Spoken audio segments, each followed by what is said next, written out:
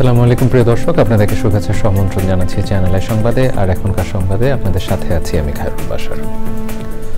বিস্তারিত সংবাদের শুরুতে জানিয়ে দিচ্ছি ফ্রেশ আটা ময়দা সুজি সংবাদ শিরোনামগুলো। লন্ডনে প্রধান উপদেষ্টা অধ্যাপক মোহাম্মদ ইউনূসের সাথে অল পার্টি পার্লামেন্টারি গ্রুপের সদস্যদের বৈঠক। সাক্ষাৎ করেছেন এয়ারবাসের executive vice president.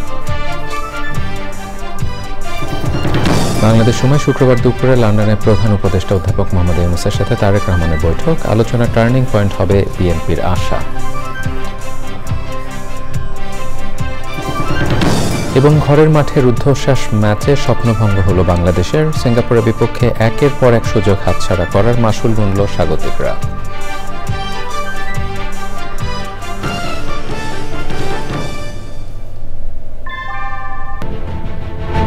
Primacy inbuilt.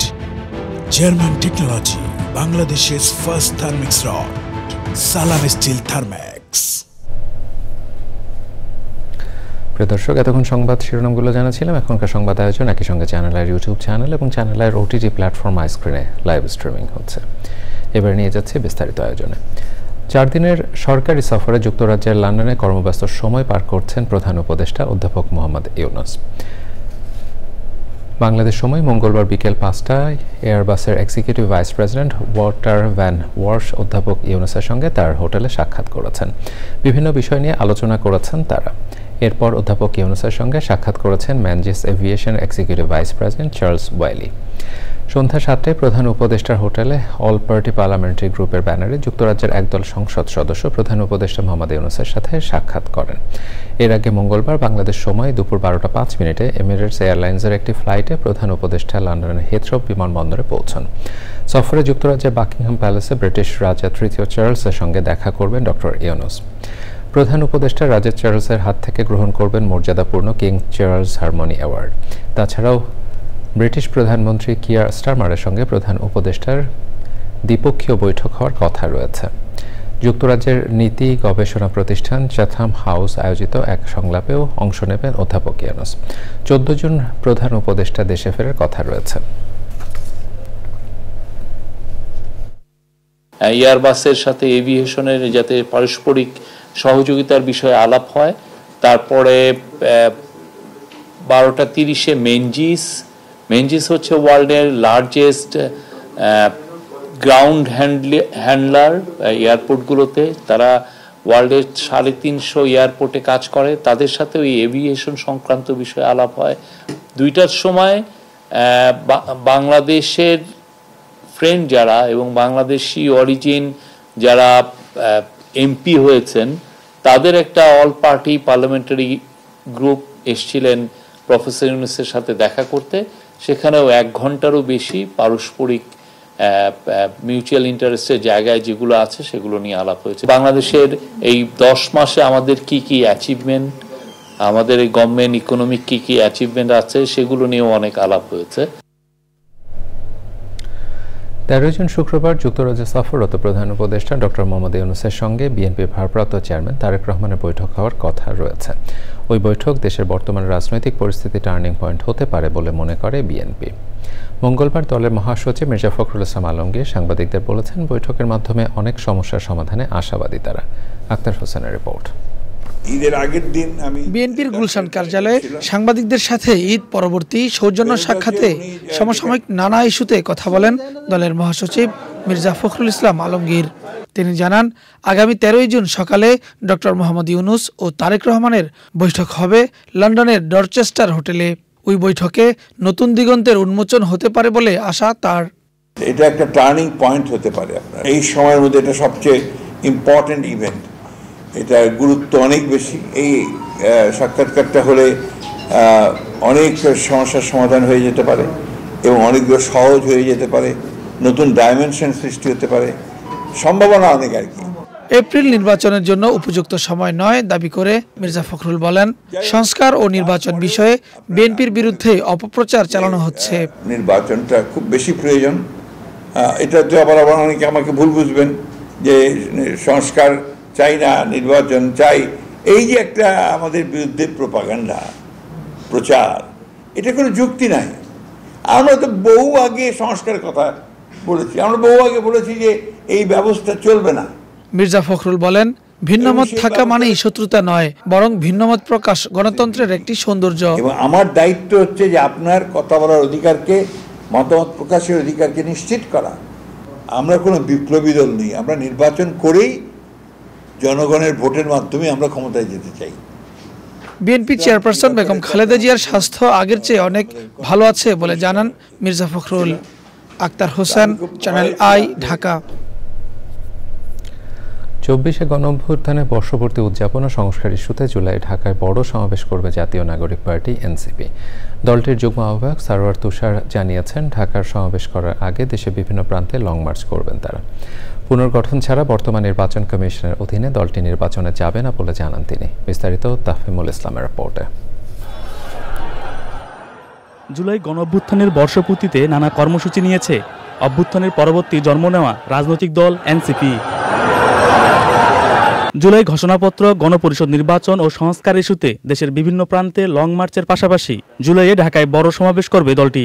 সমাবেশ হবে, এছাড়াও মানে লং মার্চের কথা এসছে যে ঢাকার মানে দেশের এক প্রান্ত থেকে আরেক প্রান্তে আমরা লং মার্চ করার কথা ভাববো কিনা, এরকম কয়েকটা প্রস্তাব আছে। সে ব্যাপারে আমরা এই আগামী কিছুদিনের মধ্যে আমাদের একটা সাধারণ সভা হবে, সেখান থেকে আমরা চূড়ান্ত সিদ্ধান্ত নেব। ফলে জুলাই মাসে আমাদের বড় কর্মসূচি হবে ঢাকায় নিঃসন্দেহে, এবং ইন দ্য মিন টাইম আমরা ছোট ছোট অনেক কর্মসূচি করবো সারা দেশে। বর্তমান ইসির নিরপেক্ষতা ও সক্ষমতা নিয়ে প্রশ্ন রয়েছে জানিয়ে এনসিপির এই নেতা বলেন, ইসি পুনর্গঠন না হলে তারা নির্বাচনে যাবে না। যে এই ইসির অধীনে আমরা নির্বাচন করব না। ইসির ক্ষেত্রে দুটো সমস্যা, একটা হচ্ছে তার নিরপেক্ষতা নিয়ে প্রশ্ন উঠেছে, আর একটা হচ্ছে তার সক্ষমতা নিয়েও প্রশ্ন উঠেছে যে তারা এই নির্বাচনগুলো করতে পারবে কিনা। এবং তারা সবচেয়ে আশ্চর্যের হচ্ছে তারা সংস্কারগুলো করতে চায় না। নির্বাচন সংক্রান্ত যে জরুরি সংস্কারগুলো আছে সেগুলো তারা করতে চায় না। তারা আগ বাড়িয়ে বলে যে এই সংস্কারটা দরকার নাই। এটা তাদের বলার কিন্তু কথা ছিল না। যাই হোক, তো আমরা মনে করি যে ইসি অবশ্যই পুনর্গঠন করতে হবে। আগামী নির্বাচিত সরকারের কাছে সংস্কারের কাজ ছেড়ে দিলে তা বাস্তবায়িত হবে না জানিয়ে সারোয়ার তুষার বলেন, এপ্রিলের আগে মৌলিক সংস্কারগুলো অন্তর্বর্তী সরকারকে করতে হবে। আরেক প্রান্তে আমরা। তাফহিমুল ইসলাম, চ্যানেল আই, ঢাকা। দেশের ফুটবলের প্রত্যাবর্তনে অবসরণীয় গল্পটি লেখা হলো না বাংলাদেশের। ভক্তদের দুর্দান্ত ফুটবল উপহার দিয়েও এএফসি এশিয়ান কাপ বাছাইয়ের সিঙ্গাপুরের বিপক্ষে জয় পেল না বাংলাদেশ। সিঙ্গাপুর হামজা, সমিত, সোম ও ফাহমিদুলের দলের বিপক্ষে 2-1 গোলে জিতেছে। বাংলাদেশের হয়ে ব্যবধান কমানো একমাত্র গোলটি করেন রাকিব হোসেন। আদিল আহমেদ শানের রিপোর্ট। ফুটবলের নতুন জাগরণের উৎসবে এএফসি এশিয়ান কাপ বাছাইয়ে সিঙ্গাপুরের বিপক্ষে বাংলাদেশের হোম ম্যাচ দেখতে 25,000-এর বেশি দর্শক এসেছিলেন জাতীয় ফুটবল স্টেডিয়ামে। খেলা শুরুর 5 ঘন্টা আগে থেকেই রোদ বৃষ্টি উপেক্ষা করে স্টেডিয়ামে আসতে থাকেন ভক্তরা।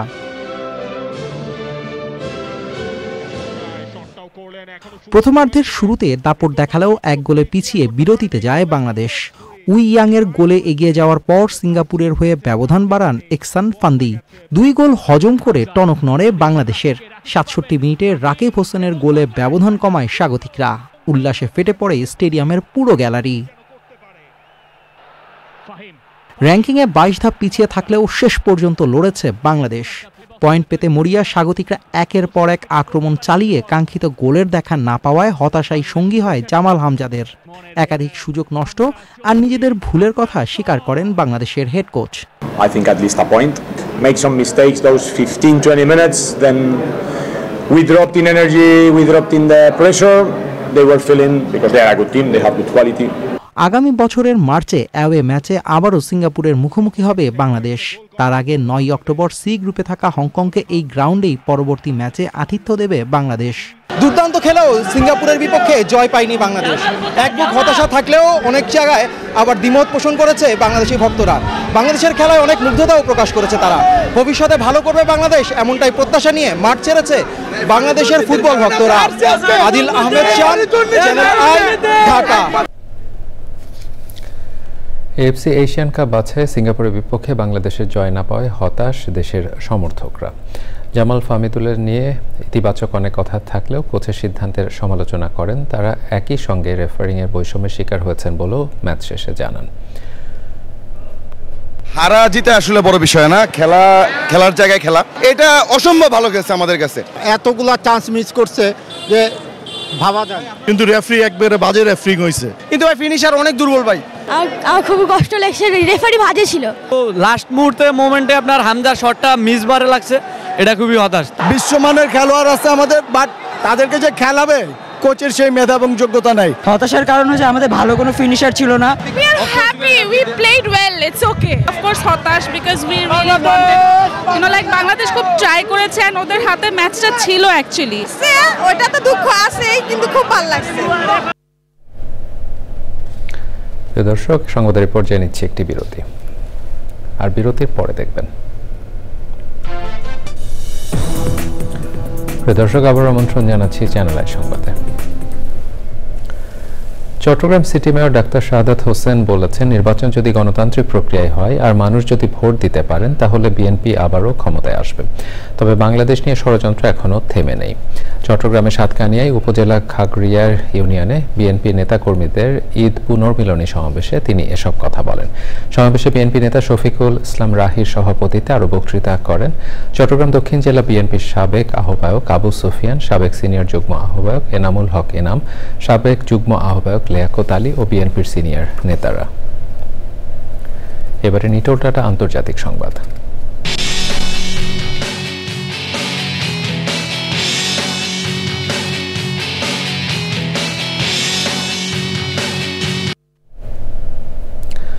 অস্ট্রিয়ার দক্ষিণাঞ্চলীয় শহর গার্জের একটি স্কুলে বন্দুক হামলায় বন্দুকধারী সহ 10 জন নিহত ও বেশ কয়েকজন আহত হয়েছে।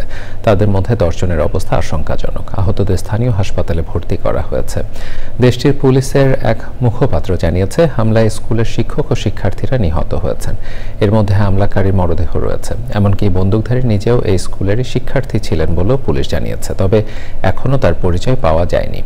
প্রত্যক্ষদর্শীরা জানান, বন্দুকধারী প্রায় 1 ঘন্টা স্কুলটিতে হামলা চালায়। এরপর সেখানে পুলিশ উপস্থিত হয়। রাষ্ট্রায়ত্ত সংবাদ মাধ্যম ORF জানিয়েছে, ধারণা করা হচ্ছে হামলার পর বন্দুকধারী নিজেই আত্মহত্যা করেছেন। এবারে আইস্ক্রিন সাংস্কৃতিক সংবাদ।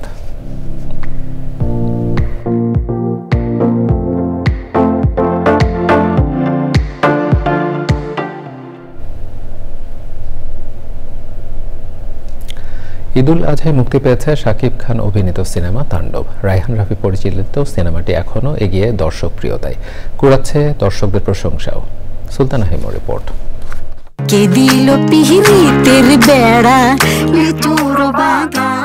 ঈদের আমেজে তাণ্ডব চালাতে বড় পর্দায় হাজির শাকিব খান। রায়হান রাফি পরিচালিত, শাকিব জয়া অভিনীত ঢালিউডের নতুন সিনেমা তাণ্ডব এরই মধ্যে সিনেমা হলে মাতিয়েছে তাণ্ডব।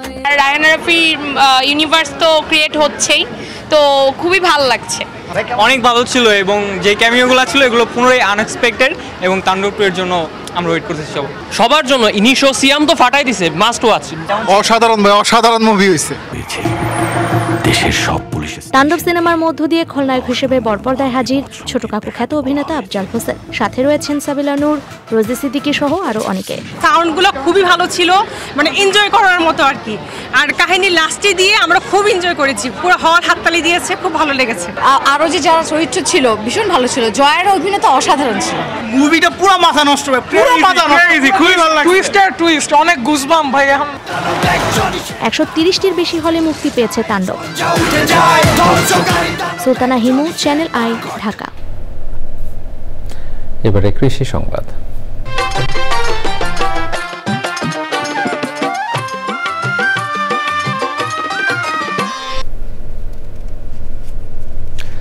গাইবান্ধা এবার ক্লাস্টার আকারে আউশ ধানের চাষ করছেন কৃষক। বোরো ধান কাটার পর জমি ফেলে না রেখে আউশ ধান আবাদের প্রস্তুতি নিচ্ছেন কৃষক।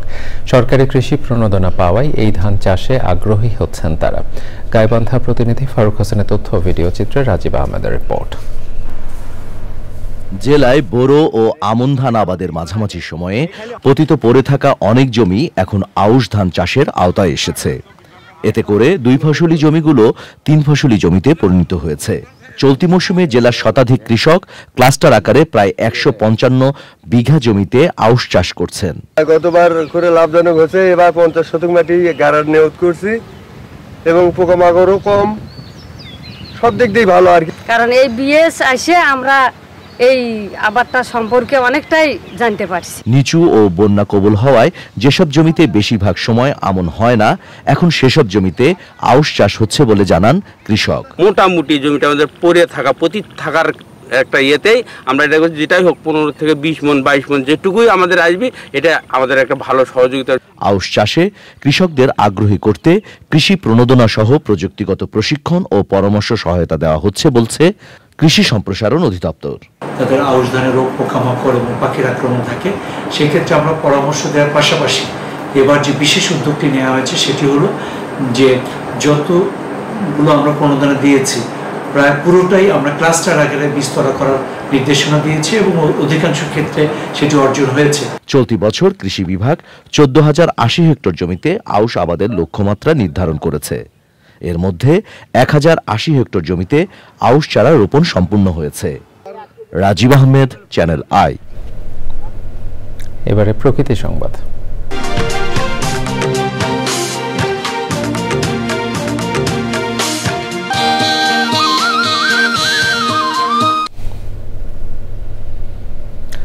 ভয়াবহ দখল দূষণ অস্তিত্ব সংকটে খুলনার 37টি নদী। অপরিকল্পিত সেতু নির্মাণ আর নদী ভরাটের কারণে চরম হুমকিতে নদীগুলো। এতে পরিবেশ বিপর্যয়ের পাশাপাশি বিরূপ প্রভাব পড়ছে পুরো জীববৈচিত্র্যে।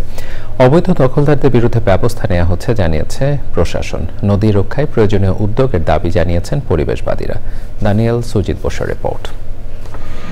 বাংলাদেশ নদীমাতৃক দেশ আর দক্ষিণ পশ্চিমাঞ্চলের জেলা খুলনা বহু নদ নদী দ্বারা বেষ্টিত। এসব নদী একসময় পরিবেশ, কৃষি, যোগাযোগ ও জীববৈচিত্র্যের অন্যতম চালিকা শক্তি ছিল, কিন্তু বর্তমানে এসব নদীর অস্তিত্ব মারাত্মক হুমকির মুখে। বছরের পর বছর দূষণ আর দখলে সংকুচিত হয়ে পড়েছে নদীগুলো। সৃষ্ট অনেকগুলো কারণ, আর দখল দূষণ একেবারে দেখাচ্ছে, এগুলো বেদখল করছে ভূমিদস্যুরা এবং দূষণ আমরা করছি প্রতিনিয়ত। এই সমস্ত কারণে নদীগুলো তার জীবন যৌবন হারাতে বসেছে, যা একটা নেতিবাচক প্রভাব প্রকৃতি এবং পরিবেশের উপরে পড়ছে। তবে নদী রক্ষায় পানি প্রবাহ সচল রাখার জন্য কাজ করছে প্রশাসন। পাশাপাশি আরো যেসব নদীগুলো রয়েছে এগুলো আমরা পানি সম্পদ মন্ত্রণালয়ের নির্দেশনা মোতাবেক এই নদীগুলোর নাব্যতা এবং কিভাবে ফিরিয়ে আনা যায় সে বিষয়ে কাজ করা হচ্ছে। আপনি জানেন যে নদ নদী এগুলো অধিকাংশই ঘাস খতিয়ানের জন্য থাকে এবং এগুলো দখল এবং দূষণের ক্ষেত্রে জেলা প্রশাসন ব্যবস্থা গ্রহণ করে থাকে। দখল ও দূষণ মুক্ত করতে সংশ্লিষ্ট মন্ত্রণালয় থেকে বরাদ্দ পেলে ব্যবস্থা নেওয়ার আশ্বাস দিয়েছেন বিভাগীয় কমিশনার। 19টি আমরা নদী শনাক্ত করতে পেরেছি, যেগুলো আমাদের কিছু দখলে আছে, কিছু বেদখলে আছে। 10 জন জেলা প্রশাসককে নির্দেশনা দেওয়া হয়েছে যে এই মুহূর্তে যেগুলি জরুরি এগুলি আমরা উচ্ছেদ করব এবং দখল মুক্ত করে আমরা দূষণ মুক্তকরণের পরিকল্পনা অলরেডি হাতে নিয়েছি। পরিবেশ ও জীববৈচিত্র্য রক্ষায় কঠোর হওয়ার তাগিদ দিয়েছেন পরিবেশবাদীরা। Daniel Sujit Bose, channel I, Khulna. এবারে ঢাকা ব্যাংক পিএলসি বাণিজ্য সংবাদ।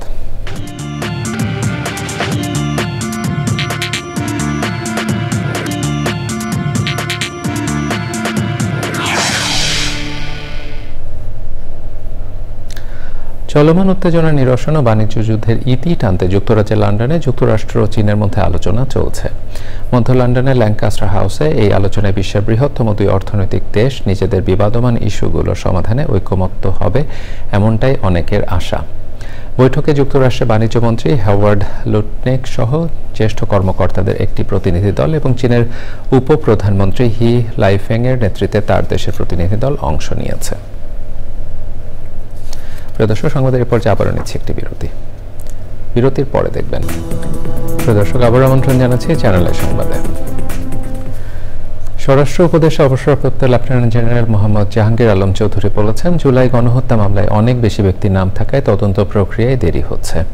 মঙ্গলবার গাজীপুর মেট্রোপলিটন পুলিশের গাছা থানা পরিদর্শন শেষে স্বরাষ্ট্র উপদেষ্টা কথা বলেন। তিনি গাজীপুরের মেট্রোপলিটন পুলিশের কোনাবাড়ি থানা, কাশিমপুর কেন্দ্রীয় কারাগার 2 ও মহিলা কারাগার পরিদর্শন করেন।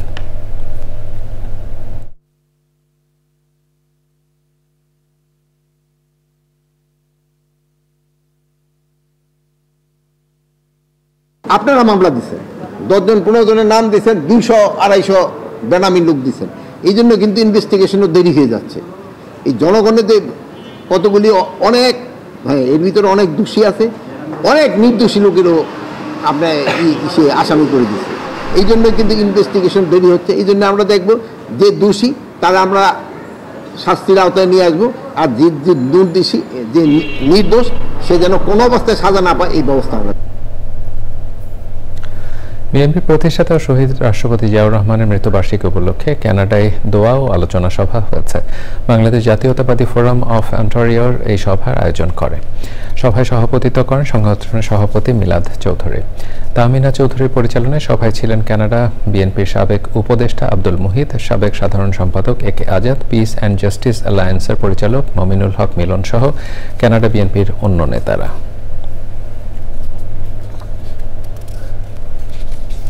প্রিয় দর্শক, সংবাদের সময় হয়ে গেছে আরও একটি বিরতির পরে জানাচ্ছি।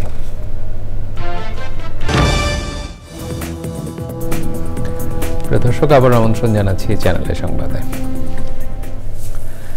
প্রিয়জনের সঙ্গে ঈদ উদযাপন শেষে ঢাকায় ফিরতে শুরু করেছেন নগরবাসী। তবে দীর্ঘ ছুটি থাকায় তেমন ভিড় ছিল না বাস, ট্রেন ও লঞ্চ টার্মিনালে। যাত্রাপথে কষ্ট না থাকায় সন্তোষ প্রকাশ করেছেন যাত্রীরা। মাজহারুল হক মান্নার রিপোর্ট।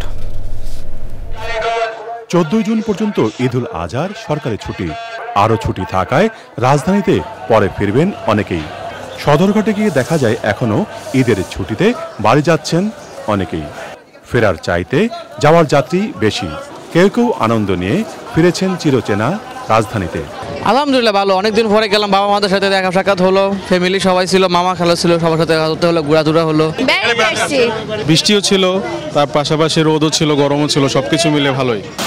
বিচ্ছিন্নভাবে বিভিন্ন জেলা থেকে ঢাকায় প্রবেশ করছে দূরপাল্লার বাস। সেই সব বাসে যাত্রী কম। গরম ছিল, বৃষ্টি ছিল, সবকিছুই ছিল, শীত বৃষ্টি সবকিছু একসাথে। তবে কমলাপুর রেল স্টেশন ছিল বেশ জমজমাট। অন্যান্য গন্তব্যে যাওয়ার জন্য বেশি যাত্রীকে অপেক্ষা করতে দেখা গেছে। মনে হলো রেলপথেই বেশি সংখ্যক মানুষ রাজধানীতে ফিরছেন। রাজশাহী থেকে না, মোটামুটি ভালো না, আমি যাই না, এখন আজকে বাসায় যাচ্ছি। আলহামদুলিল্লাহ খুব ভালো ছিল। রাজশাহী থেকে আসছি, একদম চাঁপাইনবাবগঞ্জ থেকে আসছি। খুবই ভালো ছিল, স্বতঃস্ফূর্তভাবে সময় মতো ট্রেন ছেড়েছে, কোনো ভোগান্তি ছিল না। এর বাইরে রাজধানীর সড়কগুলো ছিল মোটামুটি ফাঁকা, ভিড় নেই কোথাও। মাজহারুল হক মান্না, চ্যানেল আই, ঢাকা। এবারে খেলার খবর। সূচি সংবাদ শিরোনামগুলো জানিয়ে দিচ্ছি আরও একবার। লন্ডনের প্রধান উপদেষ্টা অধ্যাপক মোহাম্মদ ইউনূসের সাথে অল পার্টি পার্লামেন্টারি গ্রুপের সদস্যদের বৈঠক। সাক্ষাৎ করেছেন Airbus executive vice president. Bangladesh সময় শুক্রবার দুপুরে লন্ডনের প্রধান উপদেষ্টা অধ্যাপক মোহাম্মদ ইউনূসের সাথে তারেক রহমানের বৈঠক। আলোচনার টার্নিং পয়েন্ট হবে বিএনপির আশা। এবং ঘরের মাঠে রুদ্ধশ্বাস ম্যাচে স্বপ্নভঙ্গ হল বাংলাদেশে। সিঙ্গাপুরের বিপক্ষে একের পর এক সুযোগ হাতছাড়া করার মাশুল গুনল স্বাগতিকরা।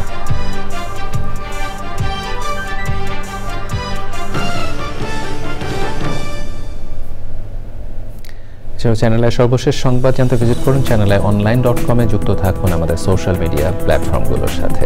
এতক্ষণ চ্যানেলের সংবাদের সাথে থাকবার জন্য সকলকে ধন্যবাদ জানিয়ে বিদায় নিচ্ছি। শুভেচ্ছা।